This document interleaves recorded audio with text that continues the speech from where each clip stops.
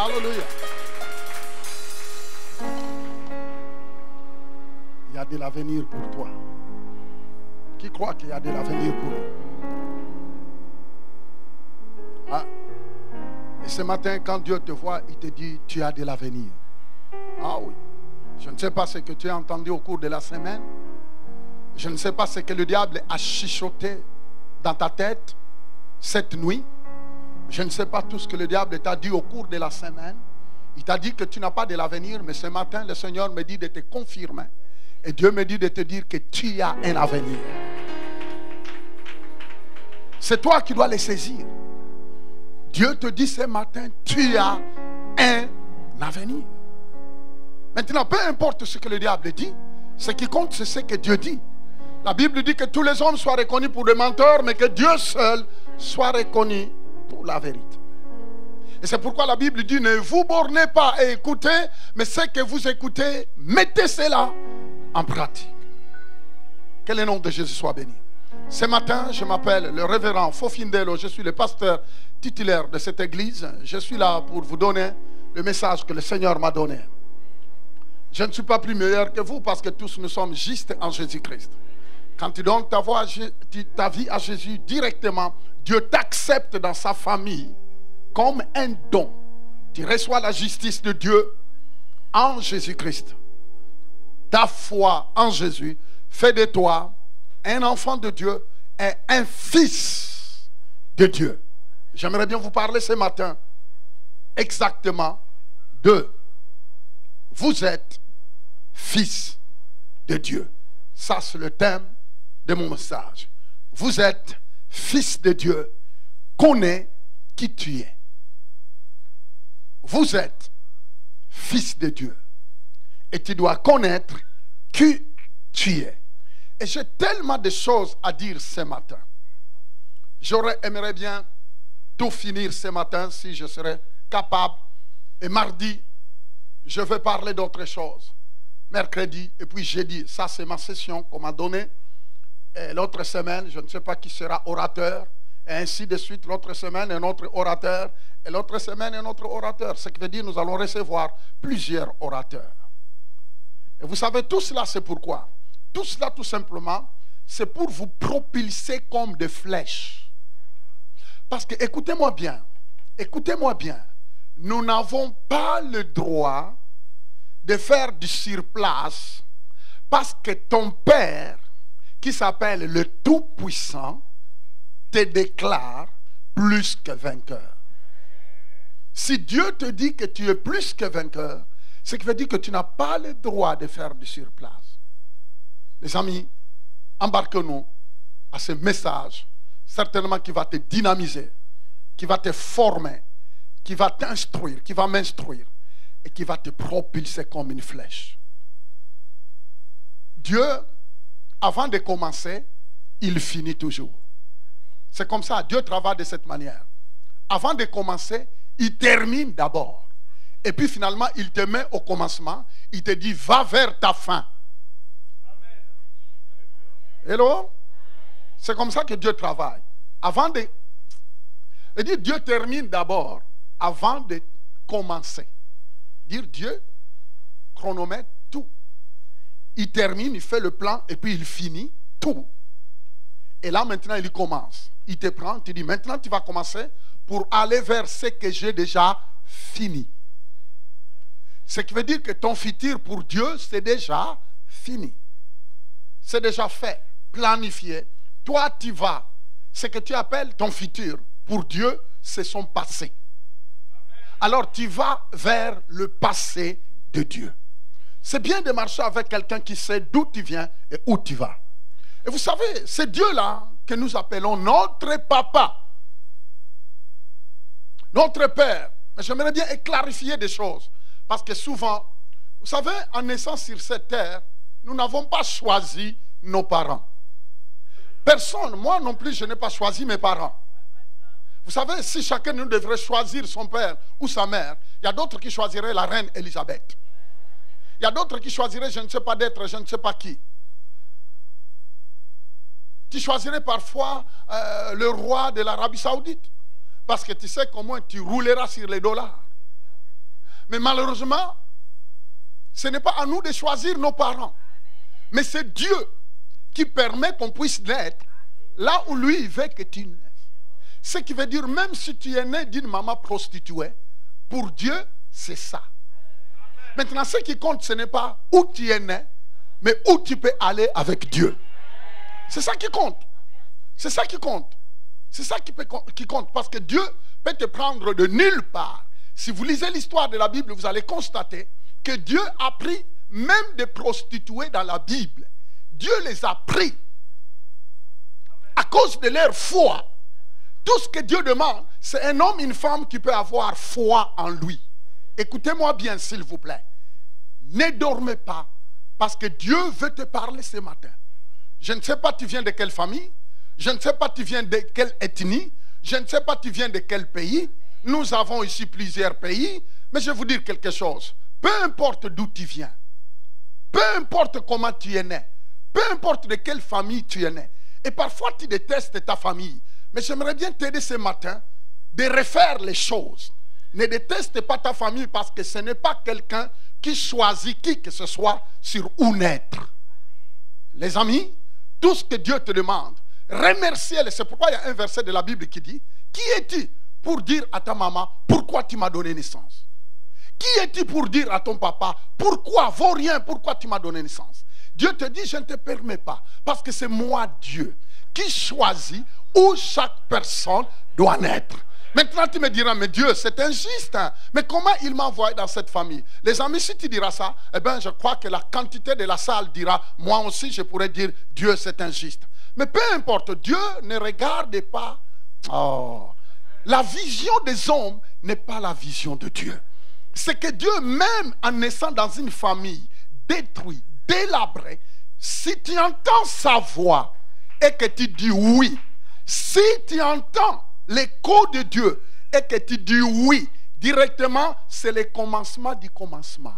C'est parce que Dieu, oh béni soit le notre Seigneur, Dieu peut te prendre de cette famille, de cet environnement, de cette famille complètement démolie, détruite parfois par la magie, par la sorcellerie, par l'enchantement, par quoi que ce soit, par une vie de péché. Mais Dieu peut te tirer de là, comme il a pris Abraham. Abraham, Dieu l'a pris d'une famille des adorateurs des faux dieux. Mais Dieu n'a pas regardé ça. Tout ce qu'il a dit: Abraham, c'est toi que j'ai choisi. Je t'ai vu et je te fais sortir de cette famille des hommes enchanteurs, des adorateurs de Satan. Je te prends dans cette famille, je vais faire de toi, moi, le chef d'œuvre, la personne que je veux que tu sois. Vous savez, les amis, il faut, comprenons bien, comprenons, s'il vous plaît, comprenons, parce que sinon il y aura toujours une certaine décadence, même dans la famille de Dieu, où on pense que non, eux ils sont bien. Je crois que parce qu'ils viennent de telle famille, ainsi de suite. Non. En Christ, nous devenons une famille. Dieu s'en fout de d'où tu viens. Ce qui compte, c'est que Christ soit en toi. Et quand Christ vient en toi, c'est le commencement de commencement. Loué soit le nom du Seigneur. Prenons l'évangile de Jean chapitre 1er. Jean chapitre 1er, verset 19 à 22. Alors j'aimerais bien que nous puissions le lire rapidement. Voici le témoignage de Jean. Lorsque les Juifs envoyèrent de Jérusalem des sacrificateurs et des Lévites pour lui demander: toi, qui es-tu? Il déclara, et ne le nia point, il déclara qu'il n'était pas le Christ. Continue. Et ils lui demandèrent: quoi donc? Es-tu Élie? Et il dit: je ne le suis pas.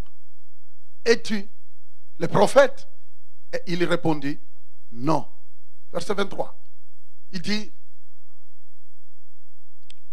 moi, dit-il, je suis la voix de celui qui crie dans le désert: aplanissez le chemin du Seigneur, comme a dit Ésaïe le prophète. Béni soit le nom du Seigneur. Amen. Ici, Jean-Baptiste connaissait qui il était. Je suis la voix. Tu dois connaître ta valeur en Christ avant d'attirer l'attention sur terre. C'est une chose que de naître de nouveau, c'est aussi autre chose que de connaître la valeur du salut. Ici, on envoie des personnes pour poser à Jean-Baptiste son identité. Il voulait savoir qui il était. Vous savez, on voulait lui donner une identité qui n'était pas. On lui dit, es-tu le Christ? Il dit non. Es-tu Élie? Il dit non, je ne suis pas le prophète Élie. Mais toi, qui es-tu? Qui es-tu? La réponse de Jean-Baptiste, il dit non, moi je suis la voix qui crie dans le désert, préparez le chemin de qui? Du Messie. En fait, ici, nous voyons Jean s'identifier. Il dit, je ne suis pas ce que vous dites que je suis, mais je suis ce que Dieu dit que je suis. Il s'est arrêté là. Il n'a pas inventé que je suis Christ, non. Il n'a pas dit, je suis le prophète, non. Il a dit, je suis celui qui crie dans le désert. Et vous savez, quand vous regardez bien, quand tu connais vraiment ton identité, ça te donne de l'impact. Regardez un peu la foule qui suivait Jean-Baptiste. Quand il a dit, je ne suis pas le Messie, je ne suis pas Élie, mais regardez un peu maintenant la réaction. La Bible dit qu'il a commencé, plus loin, il a commencé à donner un message sur la repentance. Repentez-vous, car le royaume de Dieu est au milieu de vous. La Bible dit que de foules et de foules venaient en courant se faire baptiser. Quand tu connais, je disais tout de suite là, que seulement quelqu'un qui connaît sa valeur en Christ, qui peut attirer l'attention sur terre. C'est quelqu'un seulement qui connaît quoi? Sa valeur. Dites sa valeur. Quand on ne connaît pas sa valeur en Christ, on passe incognito. C'est seulement quelqu'un qui connaît sa valeur en Christ qui peut attirer l'attention. Jean-Baptiste, il disait, je ne suis pas ce que vous pensez que je suis, mais je suis la voix qui crie dans le désert. Il s'est identifié. Béni soit le nom du Seigneur. Notez bien que la connaissance de la valeur de ton salut détermine la teneur de bienfaits que tu peux en tirer. Je répète, la connaissance de la valeur de ton salut détermine la teneur. La connaissance de la valeur de ton salut. Est-ce que vous savez qu'on peut venir à l'église, mais ne pas connaître la valeur de ton salut? Est-ce que vous savez qu'on peut dire Jésus vient dans mon cœur et puis ça s'arrête là et ne pas connaître la valeur? Dites la valeur. Le salut a sa valeur. Maintenant, le fait de venir à l'église ne veut pas dire que tu connais la valeur de ce que tu as. J'aimerais bien ouvrir une parenthèse. Un jour, j'étais en train de prêcher à Genève. Et finalement, après la prédication, je suis sorti, je suis parti à l'hôtel, là où j'étais logé. Et puis finalement, un autre jour comme ça, je crois qu'on venait de terminer finalement, le pasteur me dit, il y a quelqu'un qui veut te voir. Et la personne qui voulait me voir, elle voulait soutenir ce que je faisais. Et vous savez ce qu'elle a fait? Elle m'a dit, pasteur, à l'aide, parce que moi, quand je voyage, je suis tellement discipliné que je n'aime pas que les gens viennent me prendre à part, parce que je n'aime pas qu'on parle derrière mon dos. Oh non, il a fait ça. Non, je lui dis, mais madame, je peux te parler seulement, mais à condition que le pasteur qui m'a invité soit là. Alors, on est parti à côté, et la dame fait sortir un gros paquet. Et dans le paquet, il y avait un bijou. Les amis, je crois que j'en ai parlé à mon épouse. Ces bijoux-là, je ne connaissais pas la valeur de ces bijoux. C'était tellement immense. C'était tellement cher. Tout ce que je vis, quartier, des choses comme ça. Et c'était une sorte de gourmet, mais avec des têtes de deux animaux. Mais avec quelle matière j'ai tenu l'affaire, ça pesait tellement lourd. Vous savez, je suis venu avec là où je dormais. J'ai demandé à la dame, je regardais, je dis, wow. Bon, pour moi, bon, c'est un bijou. Et tout ce que je vis, c'est marqué quartier. C'est tout. Alors moi, vous savez, hein, c'est bizarre de vous le dire. Et je suis tellement...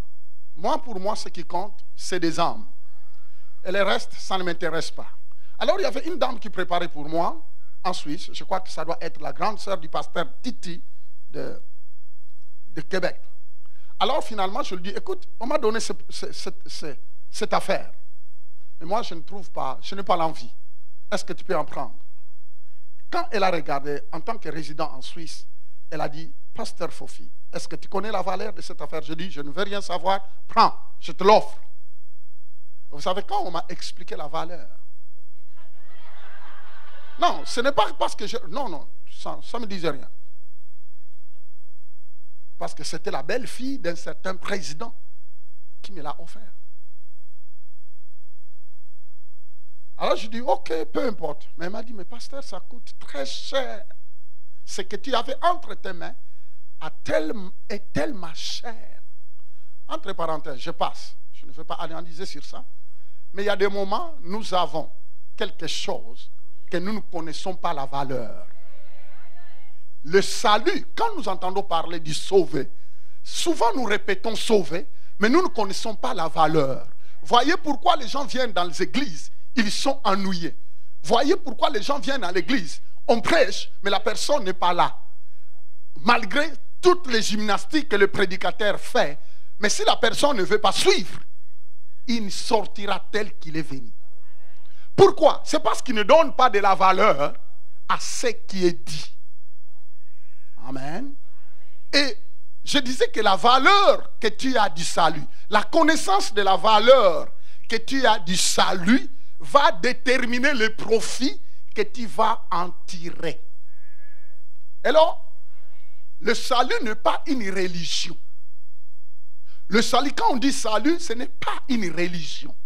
Mais il faut que chaque enfant de Dieu comprenne la valeur du salut, afin qu'il puisse en tirer le profit qui est là-dedans. Parce que sinon, tu seras frustré. Et les églises sont remplies des hommes et des femmes frustrés, qui sont parfois en colère contre les pasteurs, parce qu'ils représentent Dieu, soi-disant, et qui sont en colère contre Dieu. Vous savez, les églises, allez partout, vous allez voir. Il y a d'autres vraiment, ils sont en colère tout simplement contre les pasteurs. Il y a d'autres qui sont en colère contre Dieu. Pourquoi? Mais Dieu te dit, je n'ai pas les problèmes, ce n'est pas moi les problèmes. Le problème, c'est toi qui es appelé à découvrir la valeur de ce qui est le salut. Afin que tu en profites, que tu en tires les profits. Vous connaissez l'histoire, je crois que chacun de nous le donne à sa manière. Vous connaissez toujours, moi j'ai toujours expliqué, de cette personne-là qui a acheté un billet pour aller aux États-Unis dans un bateau et qui a traversé des jours et des jours et arrivé à côté de New York, qui regarde la ville et finalement il voit les gens sont en train de manger leur dernier repas et finalement on lui pose la question, mais toi tu ne manges pas? Il dit non, je ne peux pas manger parce que je n'ai pas payé. On dit, mais dans ton billet il y a tous les repas. Il a regretté parce qu'il était déjà en face de Manhattan. Et vous savez, c'est ça qui se passe même en tant qu'enfant de Dieu. Vous savez, vous pouvez venir dans la même église, mais la réception, la compréhension de ce qui est prêché est différent. Et la Bible dit que Dieu vous donnera selon la compréhension que tu as compris de ce qui a été dit comme révélation.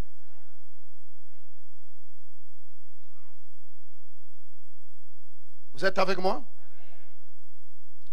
Ton ignorance de qui es-tu, cela fera que tu ne vaudras pas grand-chose dans la course de la vie. Ton ignorance de qui tu es fera que tu sois quelqu'un qui va passer incognito et tu n'auras pas de l'impact dans la course de la vie. Vous savez, ignorer qui tu es en Christ fera de toi quelqu'un qui manque d'impact. Et la course de la vie risque d'être compliquée. Pourquoi? Tout simplement parce que le diable a tout fait, ou bien toi-même tu as tout fait pour ignorer la valeur du salut. Loué soit le nom du Seigneur. Jésus connaissait sa source et il s'identifiait elle. Ceci l'aida à réaliser sa mission et à établir sa personne. Jean chapitre 10, verset 30. Il a dit, mon Père et moi, nous sommes un. Moi et le Père, nous sommes un. Jésus, et regardez-moi, Jésus connaissait tellement qui il était que quand vous regardez bien, Jésus ne s'est pas laissé intimider par les circonstances Pourquoi? C'est parce qu'il connaissait qui il était. Là, il dit, moi et mon Père, nous sommes une seule personne. Et comme nous sommes une seule personne, il n'y a rien qui pouvait intimider Jésus. Même les humains ne pouvaient pas l'intimider. Les événements, les circonstances ne l'intimidaient pas parce qu'il connaissait. C'est ça qu'il dit, moi et mon Père, nous sommes une seule personne.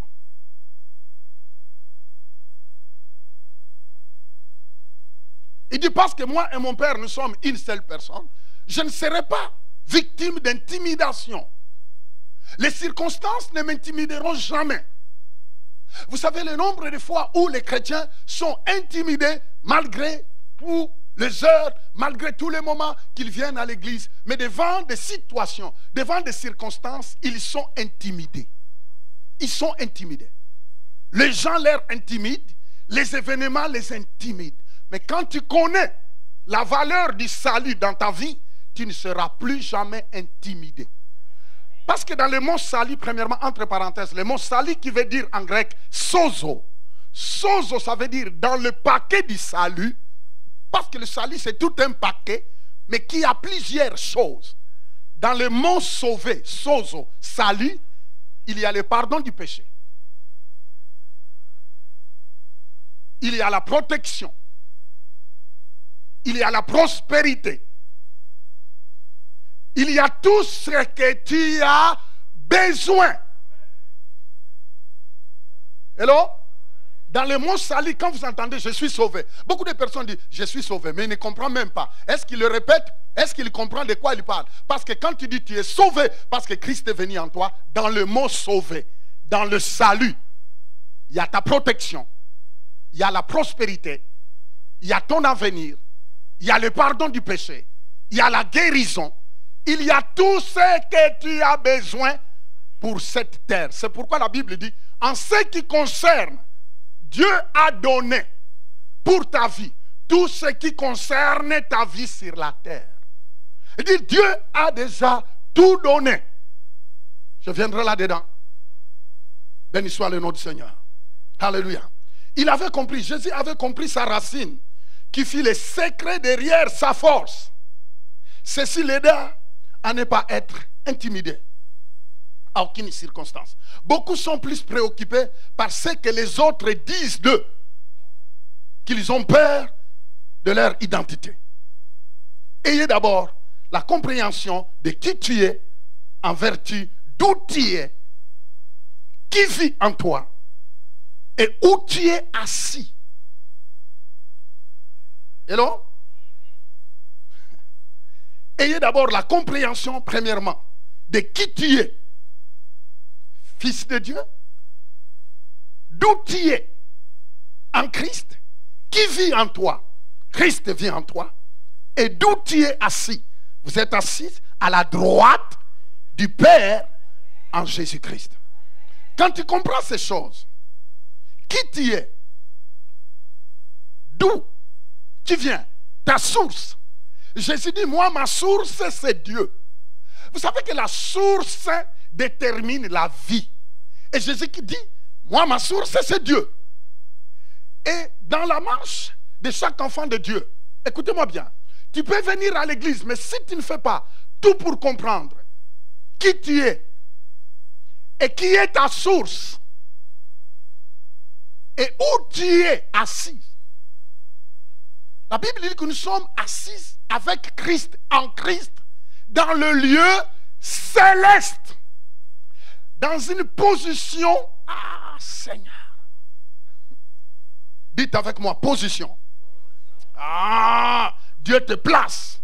Tu dois avoir la compréhension de qui tu es, en vertu de d'où tu es, qui vit en toi et où tu es assise. La nouvelle naissance te connecte avec la source du surnaturel, à la racine divine. Et tout ce que Dieu vaut devient ta nouvelle force. La nouvelle naissance te communique, dites cela, te connecte. La nouvelle naissance veut dire quand tu acceptes Jésus comme Seigneur et Sauveur, ça veut dire que tu es connecté avec le surnaturel. Et dire ce que Dieu est ce que Dieu est devient ta force. Et je ne sais pas si vous me suivez. C'est-à-dire, quand tu dis je suis sauvé, tu es connecté avec le surnaturel, divin. Dès que tu dis Jésus vient dans ma vie, sauve-moi, la Bible dit que tu es connecté. Tu as changé de statut. Ah. Dites à la personne à côté de toi, j'ai changé de statut. Et dit la nouvelle naissance change ton statut. La nouvelle naissance change ton statut. Changement de statut. Les amis, quand tu viens à l'église, tu dois comprendre cela. Parce que c'est ça qui va t'aider à affronter la vie. Ici, on ne fait pas des religieux. On n'en a pas besoin à Christ en action. On n'a pas besoin de religieux. Et on n'a pas besoin de chauffeurs de bancs. On n'en a pas besoin. On a besoin de personnes qui ont compris que ce sont des citoyens du royaume, qui ont changé de statut, qui savent qui ils sont, qui savent qui est leur source. Et je voulais dire que la force d'une chaise dépend du bois. Le bois auquel on a fabriqué la chaise va déterminer l'endurance de la chaise. Vous savez, chez nous, il y a des bois qu'on appelle des bois wenge. Et le wenge, c'est du bois noir. C'est tellement dur que quand tu fabriques une chaise, tu peux te jeter là-dedans. La chaise va te soutenir. Et quand tu sais ta source, quand Dieu est ta source, la source qui est Dieu va déterminer ta force, ton endurance pendant la course de ta vie. Sinon tu seras un homme, une femme qui déprime, qui opprime, qui supprime, tout en étant à l'église. Vous savez, les églises sont remplies de personnes qui dépriment, qui oppriment, qui suppriment. Ils sont là. Ah non, oh, c'était bien. De quoi on a parlé? Ah, c'était bien. Non, non, non, non. Ça ne s'arrête pas. Ah, c'était bien. Tu dois connaître qui tu es en Christ. La Bible dit que tu es une nouvelle personne en Christ. Ça veut dire que tu dois t'arrêter de te regarder comme les gens te voient. Tu dois arrêter de te voir comme toi tu te vois. Vois-toi comme Dieu te voit.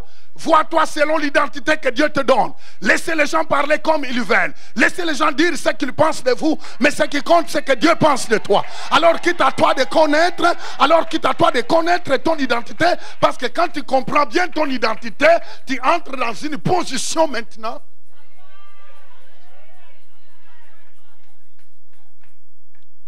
Est-ce que vous savez que le prince Charles de l'Angleterre, vous le verrez entrer dans un avion avec les épaules comme ça. Vous le verrez sortir dans une ville. Il dit, c'est quelle ville où je suis? Je ne sais pas. Je ne sais même pas qu'est-ce qui va m'arriver. Je ne sais pas. Non, non, non, non. C'est un prince. Et il sait que c'est un prince. Et il est conscient qu'il est prince. Sauf les vrais princes ne sont pas conscients. Les vrais princes que vous êtes, on n'est pas conscient. C'est parce que nous avons la vision de la vie. Nous pensons que la vie, voyez-lui, il est le frère de ceci, il est la sœur de ceci. Non. Est-ce que vous savez que même le royaume de ce monde est temporaire? Et ça passe comme du vent. Le vrai royaume, car il est le Dieu puissant, qui vit éternellement. Son royaume ne sera pas. Car son... Ah, c'est ça. Il y a des moments où on chante, on danse, on ne comprend pas. On déclare des choses qui sont puissantes, mais on ne comprend pas. Il est le Dieu puissant qui vit éternellement. Le diable te dit termine. Je sais que tu ne fais que répéter comme un perroquet, mais tu ne comprends rien. Parce que si tu crois à cela, même quand tu rentreras dans ta voiture et que le diable commence à chapeauter tes pensées, tu diras car il est le Dieu puissant qui vit éternellement. Son royaume auquel je suis citoyen ne passera pas.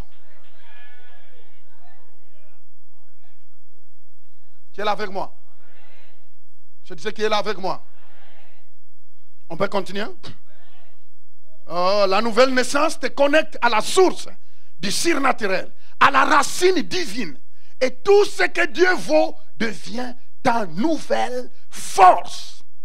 De Christ, il est dit en Ésaïe 11, verset 1er, allez vérifier, et puis dans Apocalypse chapitre 22, verset 16. Il dit, puis, non, donnez d'abord Ésaïe, rapidement.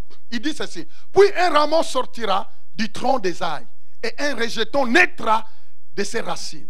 On parle de Jésus ici, Apocalypse, allez-y. Apocalypse. Mais moi, Jésus, j'ai envoyé mon ange pour vous attester ces choses dans les églises. Je suis les rejetons et la postérité de David, l'étoile brillante du matin. Si Jésus est les rejetons, il est la postérité de David, nous sortons de Christ. Nous venons de Christ. Ce que Christ dit, nous le sommes. Est-ce que vous savez que ce qui compte, c'est ce que Dieu dit de toi? Jean, chapitre 15, verset 5. Oh, dites avec moi, je sors de Jésus. Dites avec moi, Dieu est ma source. Dites avec moi, Jésus est ma source. Dites, je ne suis pas n'importe qui. Ma force vient de ma source. Ma réussite vient de ma source. Ma prospérité vient de ma source. Alléluia. Jean chapitre 15, verset 5 qui dit, je suis le cep, vous êtes le sarment. C'est lui qui demeure en moi et en qui je demeure porte beaucoup de fruits. Car sans moi, vous ne pouvez rien. Vous entendez, il dit, je suis le cep, vous êtes quoi? Le sarment. Est-ce que vous savez? Le sarment, c'est les branches. Jésus dit, moi je suis l'arbre. Et vous, vous êtes les branches. Moi je suis le cep, vous êtes quoi? Des branches. Et vous savez que les branches, si vous voyez ces branches-là commencer à pleurer sur ce qu'il va devenir, de ce qu'il y a un problème. Regardez un peu l'arbre qui est là. Vous voyez, il y a des branches. Mais si maintenant là, au moment où je vous parle, vous entendez les branches commencer à irer. Je ne sais pas, mais qu'est-ce que je vais manger? Mais qu'est-ce que je vais devenir aujourd'hui? Vous direz, ces branches ont un problème. Parce que ce n'est pas lui son problème. Son problème, en fait, sa survie vient de quoi? Du cep. Parce que le cep fonce ses racines au fin fond pour aller trouver tout ce qu'il faut pour donner aux branches. Jésus-Christ dit, moi je suis le cep. Et vous, vous êtes des branches. Ah, ce qui veut dire que, oh, il dit, ce qui vous concerne, votre vie, votre vitalité, c'est moi qui les prends, qui les communique, tout ce que Dieu vous demande. Jésus dit, demeurez en moi. Parce qu'il dit, sans moi, vous ne pouvez rien. Les amis,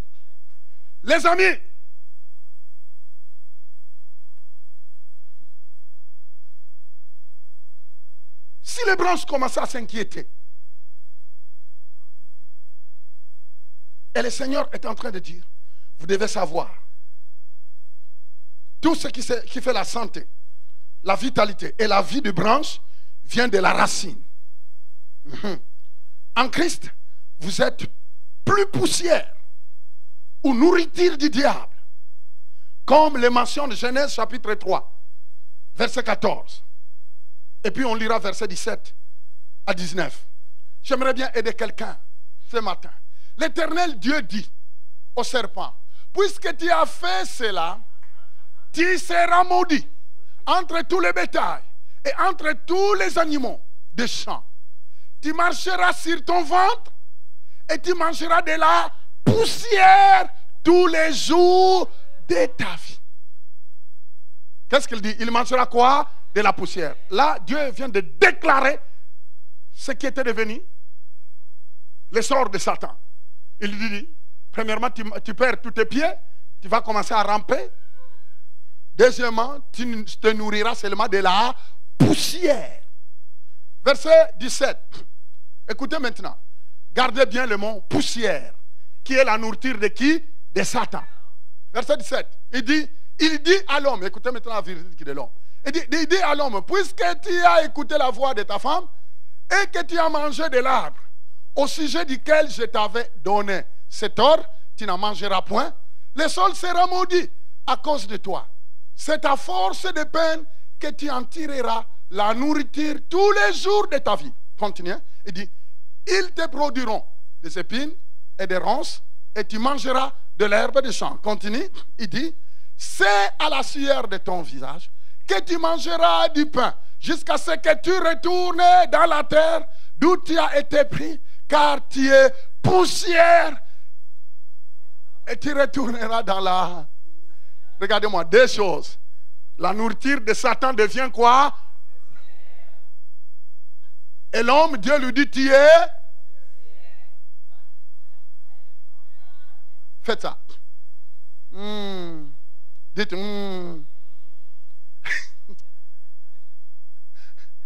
Je vais vous dire quelque chose, suivez-moi. Tu sais que quand tu ne connais pas Jésus, tu es la nourriture de Satan.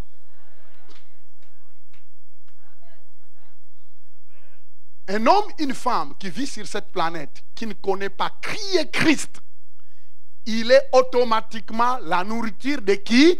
De Satan. Il est la nourriture de Satan. Vous entendez? Il dit à Satan, Satan, ta nourriture deviendra la poussière. Et dit à l'homme, tu es poussière. Les amis, hors de Jésus, on est la bouffe de Satan. Hello? Gloire à Dieu, parce que Dieu ne s'est pas arrêté là. Il a fallu que Jésus vienne mourir à la croix, afin que quiconque croit en lui, il dise non, je ne suis plus poussière. Dites à la personne à côté, je ne suis plus poussière. Je ne suis plus la nourriture de Satan. Les amis, vous savez le nombre de vies que Satan détruit quand quelqu'un n'est pas sous la protection de Dieu, quand quelqu'un n'est pas né de nouveau, parce que c'est la nouvelle naissance qui nous donne l'identité d'une nouvelle créature. Ça veut dire une nouvelle personne. Ça veut dire quand tu as Christ, tu deviens une nouvelle personne. Quand tu as Christ, tu deviens une nouvelle personne. Une personne auquel Satan ne peut plus manger. Hello? Mais tous ceux qui ne connaissent pas Jésus, ils sont une vraie bouffe pour les diables.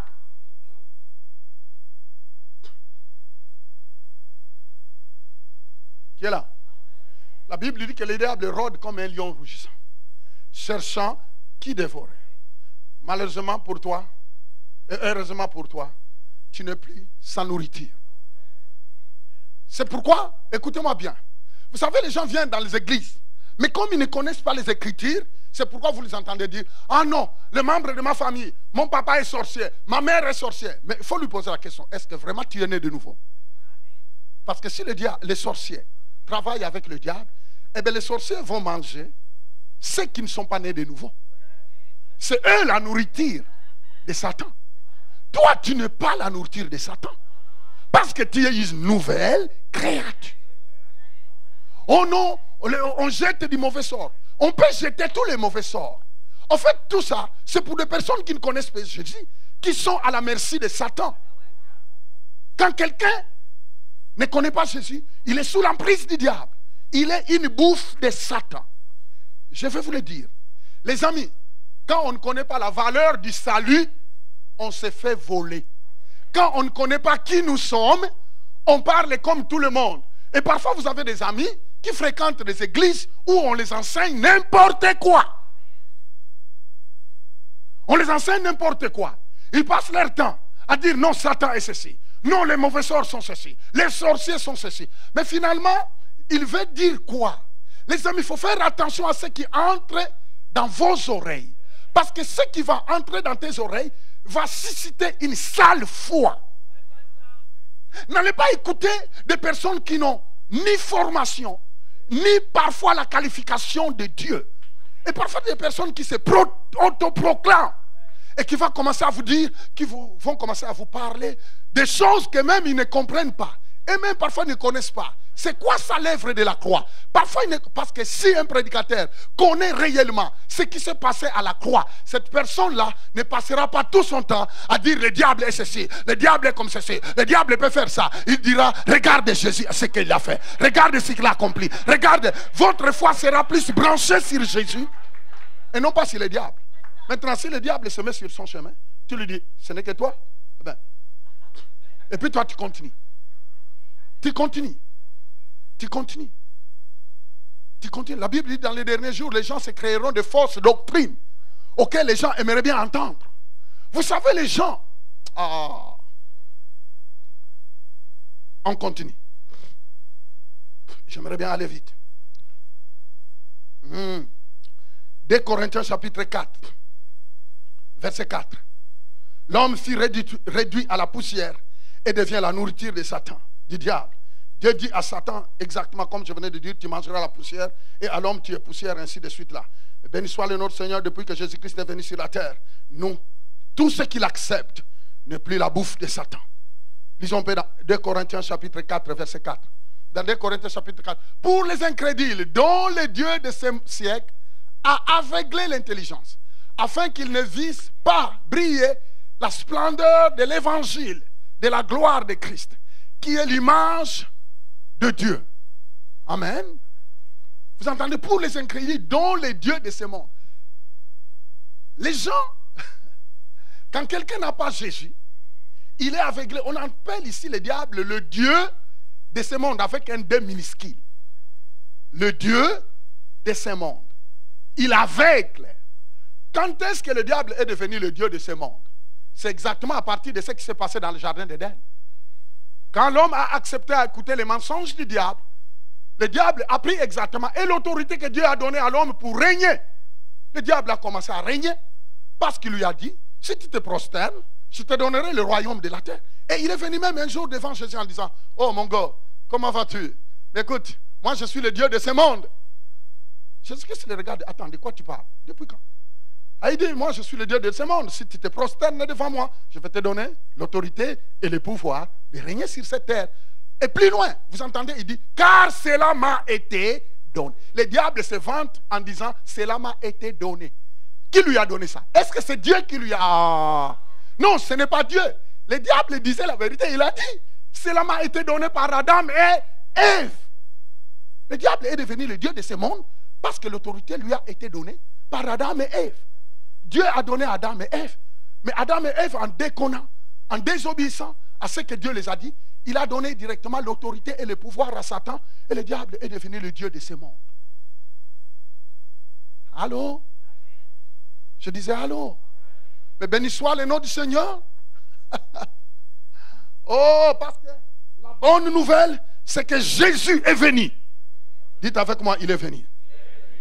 Dans Apocalypse chapitre 12, versets 7 à 12, la Bible dit que le diable est animé d'une grande fureur. Oh, vous pouvez aller vérifier cela à la maison, mais la Bible dit seulement que le diable était animé d'une très grande colère. Jean chapitre 10, verset 10. Peu importe la colère de l'ennemi, peu importe comment il est animé d'une très grande fureur. La Bible dit dans Jean 10, 10, il dit ceci. Il dit, le voleur ne vient que pour dérober, égorger et détruire. Moi, je suis venu afin que le brebis ait la vie et qu'elle soit dans... Dites avec moi, je suis sauvé pour régner. Dites avec moi, je suis un vainqueur. Jésus-Christ a dit, celui qui croit en moi a la vie. Je suis venu pour que tu aies la vie. Le diable, c'est un voleur. Mais moi, Jésus, je suis venu afin que quiconque m'accepte et que je viens dans sa vie. Vous savez, je crois que mardi passé, je crois que c'était ma soeur qui m'a amené une dame. Et elle m'a dit, vous savez, quand elle est venue dans mon bureau, elle m'a dit, moi, j'ai reçu le pouvoir qui vient de ma grand-maman. Je suis une vraie forte puissance de vaudou. Mais en la regardant, tu pouvais voir tout. Et je l'ai écouté, elle a commencé à vanter les vaudous, elle a commencé à vanter comment il peut faire des choses, détruire, faire tout. Quand elle a terminé, je dis, ok, c'est bon. Mais j'aimerais bien te parler de quelqu'un. Calmement. Vous savez, quand les gens parfois, quand vous voyez des chrétiens, ils entendent des histoires, et puis du coup, en bas, je suis devant. Non, je te calme. Je l'ai écouté, il a dit tout son discours, il a terminé. Il a dit, j'aimerais bien t'expliquer. J'aimerais bien t'expliquer l'histoire de quelqu'un. Et il s'appelle Jésus. Vous savez, ça n'a pas pris 10 minutes. Elle s'est fondue en larmes. Elle a accepté Jésus. Elle est temps de l'imposer, mais la puissance de Dieu est descendue. Elle était complètement partie. Pourquoi? La Bible dit que c'est lui qui est en nous est plus fort. Les amis, vous devez comprendre, vous devez comprendre, vous devez comprendre que l'ennemi est un ennemi vaincu. C'est comme si la dame sortait d'une tunnel noire. Et vous savez, au bout de quelques minutes, elle commençait à briller. Elle m'a pris dans ses bras. Mais elle pleurait tellement. Elle dit, ma soeur, maintenant tu deviens ma soeur. Tu deviens ma soeur. Alors j'ai commencé à lui balader ici dans la salle pour lui montrer comment nous régnons, ainsi de suite là. Elle dit, voyez-vous, maintenant il y a un nouveau royaume qui vient d'entrer dans ta vie. Mais malheureusement, parfois même les chrétiens qui sont tous les dimanches à l'église ne comprennent pas le sens du nouveau royaume. Écoutez-leur comment ils parlent. Ils ressemblent à des femmes et des hommes qui dorment chez eux, qui ne sont même pas là. Alors que toi, tu es là. Malgré tout ce que tu entends, mais tu es là, ça rentre ici, ça sort de l'autre côté. Et en sortant, tu vas commencer à parler comme monsieur et madame qui n'est même pas venu écouter la parole. Comme monsieur et madame qui ne croient même pas en Dieu. Comme monsieur et madame. Mais non, tu dois te réveiller. Tu dois connaître qui tu es.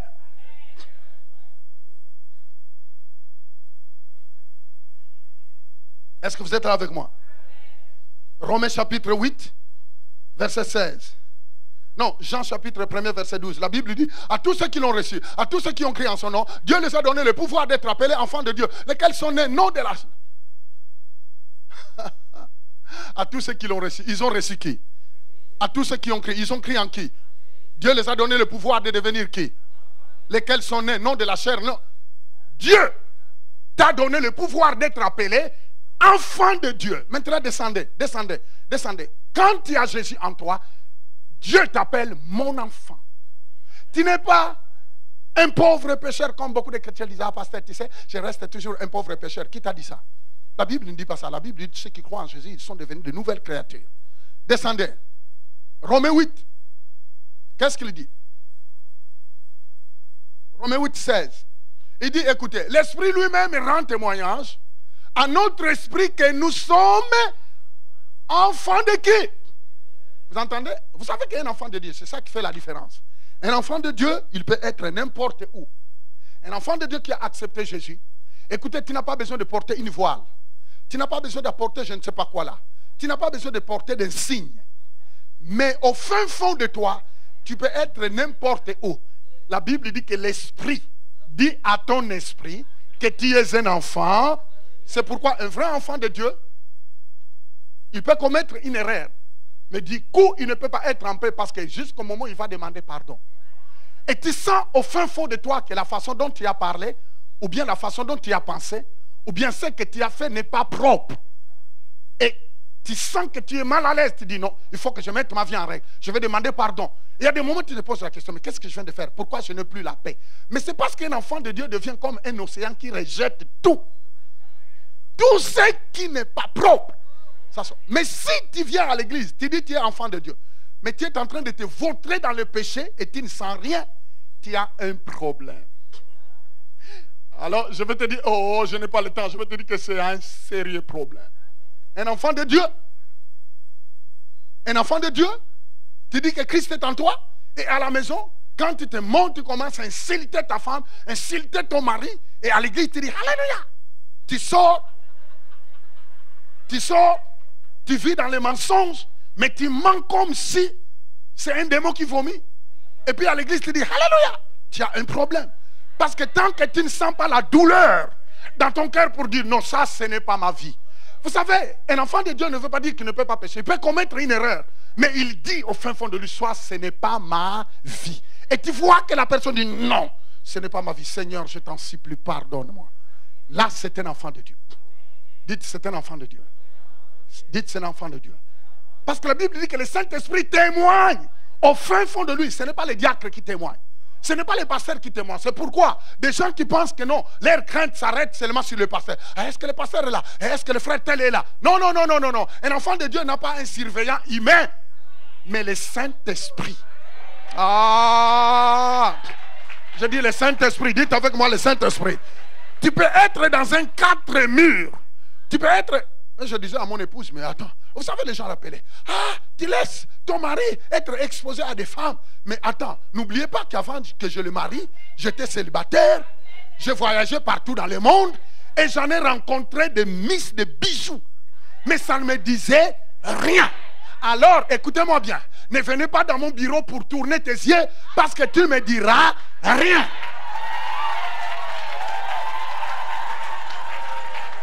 Je vous dis la vérité. J'en ai vu à Singapour. J'en ai vu dans toutes les îles. J'en ai vu. Vous savez, un jour, on m'avait piégé. On m'a logé.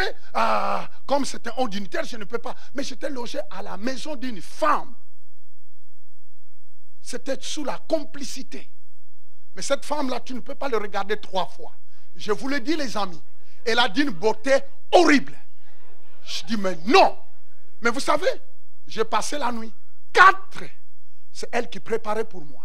Vous savez, à la fin, sa vie, elle a dit, pasteur, si tu n'avais pas accepté d'être logé ici, moi j'irai en enfer.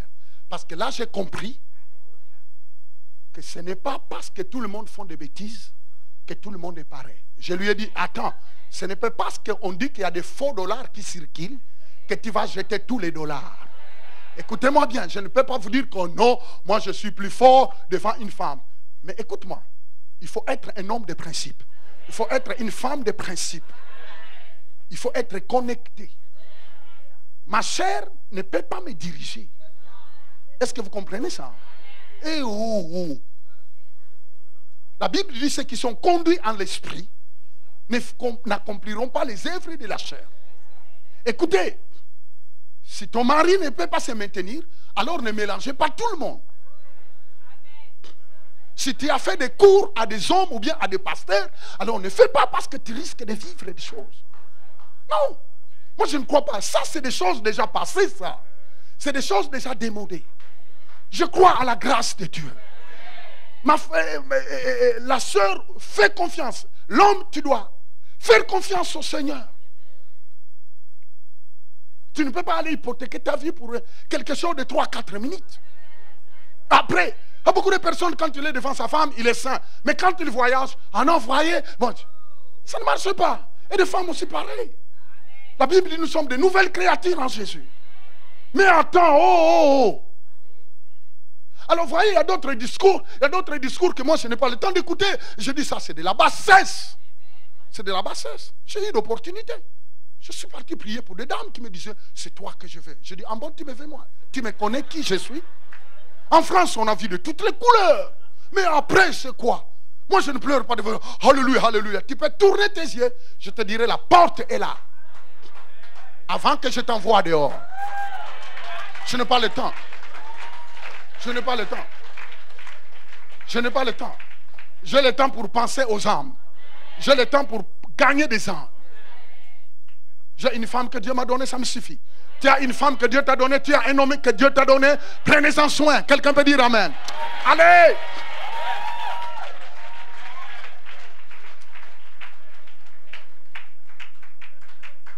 Dites continue. Le temps me manque.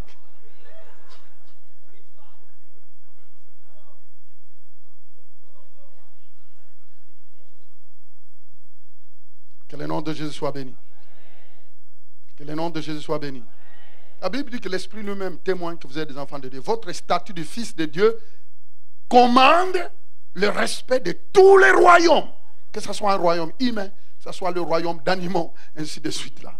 Ton statut de fils de Dieu. Jean chapitre 3 verset 8. Voici ce que la Bible dit de toi. Jean chapitre 3 verset 8. Jean 3 8. Il dit ceci. Le vent souffle où il veut et tu en entends le bruit, mais tu ne sais d'où il vient, ni où il va. Il en est ainsi de tout homme qui est né de l'esprit. Vous savez, la Bible dit le vent souffle. Quand le vent souffle, il y a des moments où vous ne voyez pas le vent, mais vous voyez les conséquences du vent. Les arbres qui sont. Mais vous ne savez pas où il va et d'où il vient. La Bible dit que quelqu'un qui a accepté Jésus comme Seigneur et Sauveur, il ressemble à du vent. Hello? Les événements de sa vie, parfois vous ne pouvez pas les comprendre. Même toi-même, parfois tu ne comprends pas les événements de ta vie. Mais les gens peuvent voir ce que ça fait. Le résultat de ce que Dieu peut faire dans la vie de quelqu'un. Vous savez, les amis, n'ayez pas peur de ta vie. N'ayez pas peur de ton futur. Tu es comme du vent qui souffle. On ne voit pas le vent, mais on voit les résultats. Écoutez-moi bien. Peu importe ce que tu vis n'est pas la finalité. Qui est avec moi? Donnez-moi encore quelques minutes. Alléluia. Oh, les événements, les choses qui se passent dans ta vie ne peuvent pas passer sous le silence. Parce que Dieu est à l'œuvre. Romains chapitre 8, verset 19 nous dit, tu dois comprendre la nature divine et agir en tant que fils de Dieu. Romains chapitre 8, verset 19, il dit ceci. Aussi la création attend-elle, avec un ardent désir, la révélation du Fils de Dieu. Amen. Ça veut dire, tu dois comprendre la nature divine et agir étant que fils de Dieu sur terre. Sois à mesure de contrôler les événements sur toutes les questions de ta vie. Penser en pensant comme Dieu pense, ça veut dire que tu dois changer ta façon de penser. En parlant comme Dieu parle et en vivant comme Dieu vit. Pense comme Dieu pense, parle comme Dieu parle. Et c'est là où se trouve le problème. Est-ce que vous savez que ce qui nous détruit, souvent ce n'est pas les sorciers. Nos pensées, dites mes pensées. Les pensées des chrétiens doivent être renouvelées. La Bible dit que l'homme est ce qu'il pense. Et vous savez qu'au fur et à mesure, tes pensées continuent à régner dans le mauvais sens. Et si tes pensées ne sont pas renouvelées par la parole de Dieu pour penser la parole de Dieu, vous allez commencer à penser comme monsieur et madame tout le monde. Est-ce que vous savez que le diable attaque d'abord premièrement la pensée? Et quand quelqu'un est vaincu dans sa pensée, c'est fini. Le diable peut sauter victoire. Et c'est pourquoi l'apôtre Paul dit, je vous en supplie, de laisser votre pensée être... Et le renouvellement de la pensée, c'est ton travail, ce n'est pas le travail de Dieu. C'est toi qui dois décider chaque jour de penser la parole de Dieu. Qu'est-ce que Dieu dit? Qu'est-ce que Dieu dit à propos de mon futur? Qu'est-ce que Dieu dit à propos de ma vie? Qu'est-ce que Dieu dit? Maintenant, pour dire qu'est-ce que Dieu dit, il faut connaître ce que Dieu dit. Parce que si toi, tu n'as pas le temps d'investir du temps à connaître la parole de Dieu, tu as seulement le temps de courir de gauche à droite. Mais tu n'as pas le temps d'investir à la connaissance de la parole de Dieu. Mon ami, quand les mauvaises pensées viendront, tu ne sauras pas les mettre dehors. Les amis, un homme fort dans sa façon de penser, quelqu'un qui pense la parole de Dieu, quelqu'un qui pense d'une manière positive, selon ce que Dieu dit, il est un invincible. Vous voyez beaucoup de personnes, parfois il est en train de pleurer. Qui l'a frappé? Personne ne l'a frappé. C'est parce que le diable l'a vaincu dans la pensée. L'humeur de quelqu'un peut changer directement par rapport à ses pensées. Les paroles de quelqu'un, les paroles qui sortent de la bouche de quelqu'un, c'est le fruit de la pensée. La pensée se transforme en parole. La Bible dit c'est de l'abondance du cœur que la bouche parle. Les amis, s'il y a un combat que tu dois avoir, c'est dans tes pensées. Change ta façon de penser. Assis-toi sur les Écritures. Cherche les promesses de Dieu. Commence à les proclamer. Commence à les déclarer. Parle le langage de Dieu. Tu me diras, mais pasteur, la réalité de ma vie est complètement différente. Comment voulez-vous que je dise le langage de Dieu? Mais c'est exactement, c'est là où la foi se manifeste. En disant ce que Dieu dit, tu ne commets pas d'erreur. Change ton langage. Parle le langage de Dieu. Déclarez ce que Dieu dit. Même si les événements ne changent pas, du coup, même si les événements ne changent pas du coup, ne vous en faites pas. Ce que tu vois qui ne change pas, c'est faux. C'est qu'au moment, parfois tu es en train de déclarer des choses, tu vois comme la situation devient pire. Mais même quand tu vois ça, dis-lui non, tu es prêt maintenant à changer. Parce que notre foi passera par des tests. Qu'est-ce que tu dis? Qu'est-ce que tu dis le matin? Qu'est-ce que tu dis à midi? Qu'est-ce que tu dis avant de dormir? Quel type de parole qui sort de ta bouche? Attends, qu'est-ce qui sort de ta bouche? Vous connaissez l'histoire de cette femme-là aux Antilles qui venait à l'église seule. Sa femme n'était pas là. On lui posait la question, où est ta femme? Elle dit, elle est là. Elle est là. Des années et des années, elle est là. Elle est là. Un jour, la dame s'est retrouvée là. Elle ouvre les yeux au moment où j'étais en train de prier. Sa femme était assise là. Comment ça se fait? Mais c'est parce que la Bible dit, c'est que vous croyez et c'est que vous déclarez. Si vous restez ferme, ça finira par vous arriver. J'ai toujours dit, ne dites pas ce que tu ne veux pas vivre. Dis seulement ce que tu veux vivre. Oh non, tu sais pasteur, ce que je dis ce n'est pas ce que je voulais dire. Mais n'oubliez pas que les paroles ont la vie. Ce que tu dis, tu mangeras les fruits. Si tu dis moi je suis misère, tu deviendras misérable. Moi, ma vie ne vaut rien. Exactement. Ne cherchez pas de sorcier. C'est toi-même qui l'as cru. C'est toi-même qui l'as déclaré. La Bible dit c'est en croyant du cœur. C'est en déclarant de la bouche. Veille à ce qui sort de ta bouche. Veille sur tes pensées. Et je vous l'ai dit qu'après avoir s'habitué à penser pendant des années et des années d'une sale manière, vous savez que penser d'une mauvaise manière, il n'y a pas des efforts à fournir. Mais commencez à changer et pensez bien. Là, ça demande des efforts. Et beaucoup de personnes n'ont pas des efforts à fournir pour penser mal. Parce que c'était sa vie. Mais maintenant, en Christ, dites en Christ, tu dois changer ta façon de penser.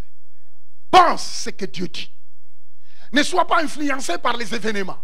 Les circonstances, ce n'est pas ça. La Bible dit que Dieu amène à l'existence des choses qui n'existaient pas. Comment? C'est au travers de la parole. Quelqu'un peut dire un bon amen. Oh, laisse-moi aller vers la fin. Dites, je m'en vais vers la fin. Oh, santo, santo. Galates chapitre 4, verset 1 à 2. Galates chapitre 4, verset 2. Il dit, or, aussi longtemps que l'héritier est enfant, je dis qu'il ne diffère en rien d'un esclave. Vous entendez? Quoi qu'il soit le maître de tout. Oh! Vous entendez ce qu'il dit? Verset 2. Mais il est sous des tuteurs et des administrateurs jusqu'au temps marqué par le Père. Regardez-moi, on parle de l'héritier, mais qui est encore enfant. La Bible dit qu'un héritier, mais qui est encore bébé, il ressemble à un esclave. Parce qu'un bébé ne peut pas gérer son héritage.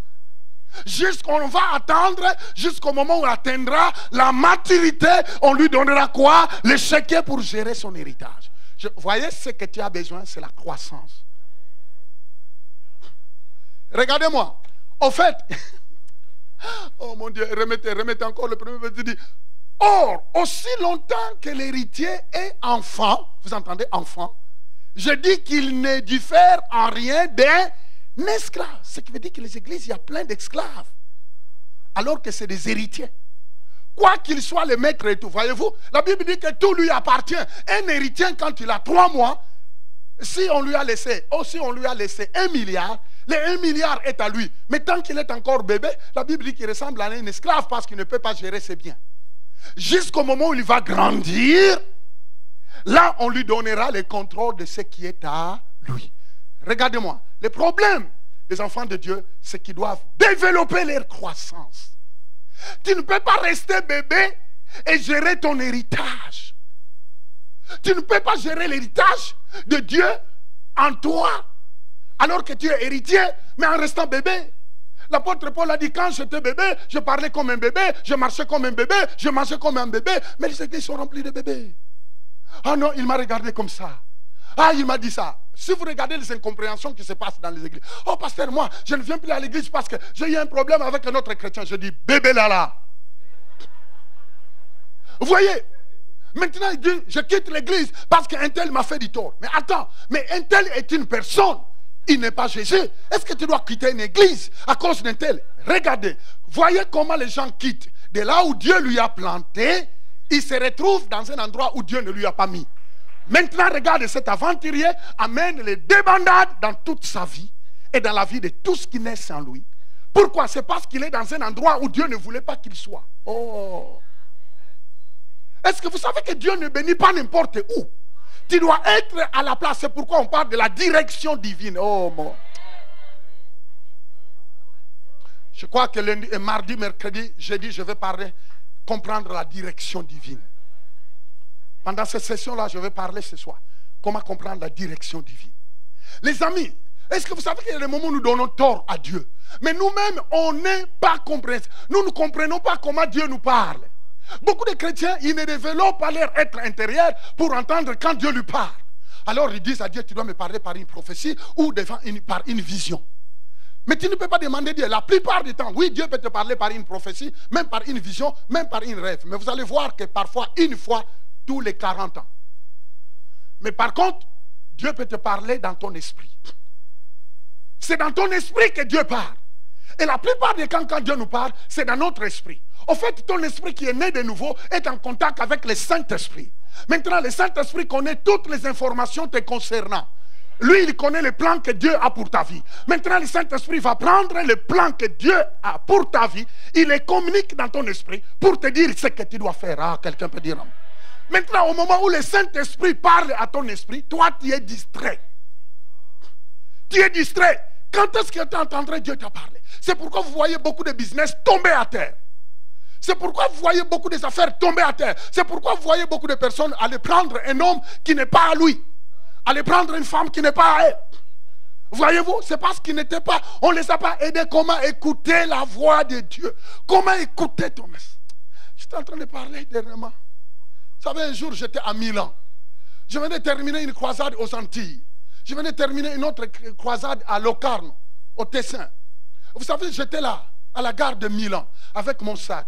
Dans mon sac, je crois que j'avais l'équivalent de 57 000 $. Dans mon sac. J'étais là, je venais de payer mon billet. J'étais prêt à retourner au Canada. Mais je devais prendre mon avion à Paris. Et dans mon sac, Dieu m'avait béni. J'avais au moins 57 000 $. Mais j'arrive, je viens de payer le billet, je le mets, j'étais avec le pasteur Pierre à la gare de Milan. J'entre en première classe, je dépose, parce que je suis un ambassadeur, il faut que j'entre en première classe. Je dépose mon billet et mon sac. Je sors pour parler avec le pasteur Pierre. Le Saint-Esprit me dit, dans mon esprit, prends le sac. Je dis non. Ma chaise est là, et moi je parle avec. Je fais encore un pas, le Saint-Esprit. Prends le sac.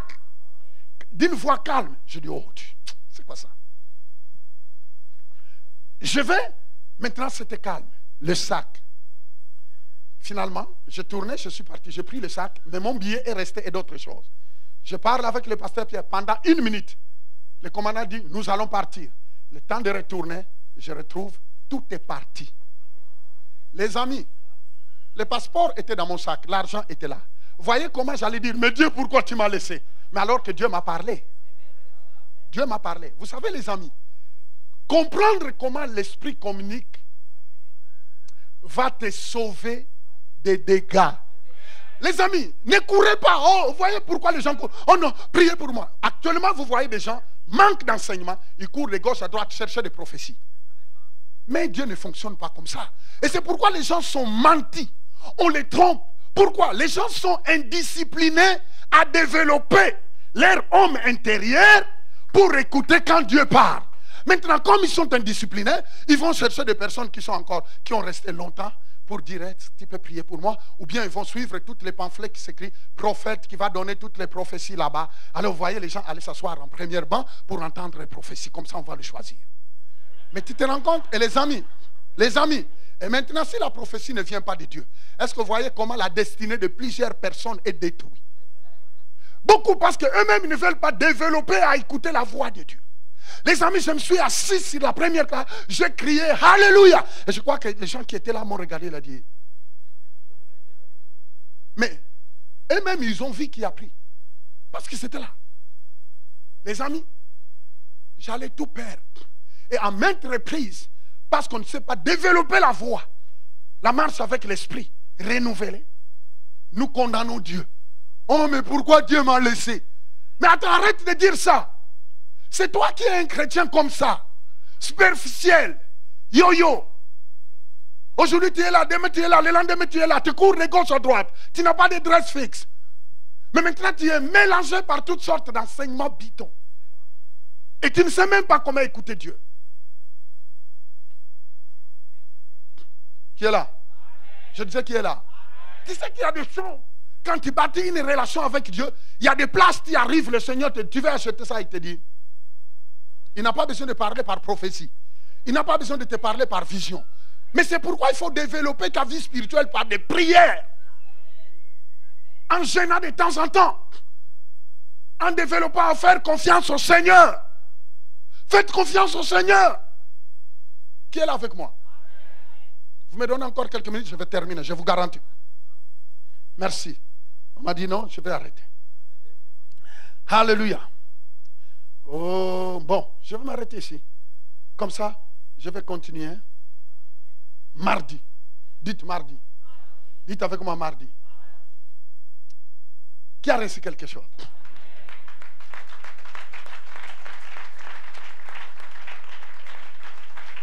Oh!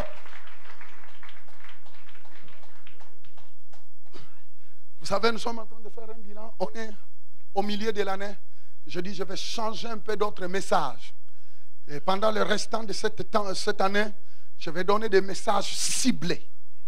Des messages qui doivent amener la croissance, la multiplication, l'augmentation. Mais on ne peut pas arriver là. On ne peut pas comprendre nos alliances tant qu'on ne connaît pas qui nous sommes. Tout commence par connaître qui tu es en Christ. Où tu es assis. Quelle position tu es. J'aimerais bien qu'on ferme les yeux pendant quelques secondes. Et je vais demander si tu es dans la salle. Étant dans la salle ici, mais si toi tu n'as jamais dit à Jésus, viens dans ma vie par la prière. Tu n'as jamais accepté Jésus dans ta vie. Tu ne l'as jamais accepté comme Seigneur et Sauveur. Tu ne l'as jamais invité de venir dans ton cœur. Parce que venir à l'église ne veut pas dire que tu es sauvé. Le fait d'entrer dans un garage ne fait pas de toi une voiture. J'ai toujours dit qu'entrer dans un McDo ne fait pas de toi un Big Mac. Et vous savez, tu peux venir à l'église mais ne pas avoir accepté Jésus. Si tu es dans la salle, écoutez-moi bien, j'aimerais bien que tout le monde soit calme. Si tu es dans la salle, mais tu n'as jamais fait cette prière pour que Jésus vienne dans ton cœur, s'il vous plaît, je vais te demander de lever la main. Je vais prier pour toi pour que Jésus vienne dans ton cœur. Parce que tout commence par connaître qui tu es. Et le connaître qui tu es commence par accepter Jésus comme Seigneur et Sauveur. Si tu es dans la salle, tu aimerais bien donner ta vie à Jésus, tu veux dire à Jésus, Jésus viens dans ma vie, sauve-moi. Tu peux seulement lever la main, je vais prier pour toi, comme moi je l'avais fait. Et comme chacun de nous on l'a fait. Jésus-Christ a dit, celui qui aura honte de moi devant des hommes, moi aussi j'aurai honte de lui devant Dieu et les anges. Mais celui qui va m'avouer publiquement, je confesserai son nom. Si tu es dans la salle, tu aimerais bien que Jésus vienne dans ta vie, comme il a fait dans ma vie, et puis tu fais seulement lever la main, au moment où les yeux sont fermés, je vais prier pour toi. En levant seulement la main, je vais prier pour toi. Alléluia. Saisis l'opportunité. Merci, merci. Saisis l'opportunité parce qu'aujourd'hui c'est spécial. Tu n'es pas venu ici par hasard. Tu ne sais pas demain. Demain ne t'appartient pas. Demain appartient à Dieu. Tu es dans la salle. Tu veux que Jésus vienne dans ta vie. Tu aimerais bien que Jésus vienne dans ta vie. Tu veux que je prie pour toi. Tu peux seulement lever la main de là où tu es. Merci. Merci. Garde ta main levée. Je vais prier maintenant. Jésus-Christ a dit, celui qui aura honte de moi devant des hommes, moi aussi j'aurai honte de lui devant Dieu et des anges. Mais celui qui va ma vie vouer publiquement, je confesserai son nom. Je l'accepterai. Merci pour les mains qui sont levées. Ça prend du courage parce que même moi qui vous parle, j'avais fait cette prière, j'ai donné ma vie à Jésus. Gardez la main en l'air. J'aimerais bien prier pour ceux qui ont dit oui à Jésus. Maintenant, tout le monde, avec ceux qui ont levé leurs mains, répétez avec moi, Seigneur Jésus. C'est avant-midi. J'ouvre mon cœur. Je te donne ma vie. Je me répands de mon péché. Je fais de toi le Seigneur et le Sauveur de ma vie. Pardonne-moi de tout mon péché. Lave-moi par ton sang. Merci Seigneur Jésus. Je suis sauvé. Au nom de Jésus. Amen. Je vais demander à tous qui ont levé leurs mains, venez me serrer la main. Venez me serrer la main. Tous qui ont levé leurs mains, venez me serrer la main. Venez me serrer la main. Venez, si tu as levé ta main, venez me serrer la main. Prends courage. Venez me serrer la main. Donne-moi une seconde, ma fille. Donne-moi une seconde. Merci. Donnez une bonne main d'acclamation. Donne-moi une seconde. Donne-moi une seconde. Donne-moi une seconde. Quelqu'un peut dire un bon amen? Je disais, quelqu'un peut dire un bon amen? Je vais vous dire quelque chose. Les amis, ça c'est le plus grand miracle. C'est de dire oui à Jésus. Même moi qui vous parle, il y a de cela 32 ans, j'avais fait ce que vous venez de faire. C'est pourquoi vous me voyez faire ce que vous me voyez faire. Je dis à Jésus, viens dans ma vie. J'ai toujours dit, ce n'est pas parce qu'on vient à l'église qu'on est sauvé. Et beaucoup de personnes peuvent aller tous les dimanches à l'église mais ne sont pas sauvées parce qu'ils n'ont jamais fait ce que vous venez de faire. Il faut que chaque personne, personnellement, dise Jésus, je reconnais que je suis un pécheur, viens dans ma vie, sauve-moi. Et si tu le fais de tout ton cœur, tu changes de statut.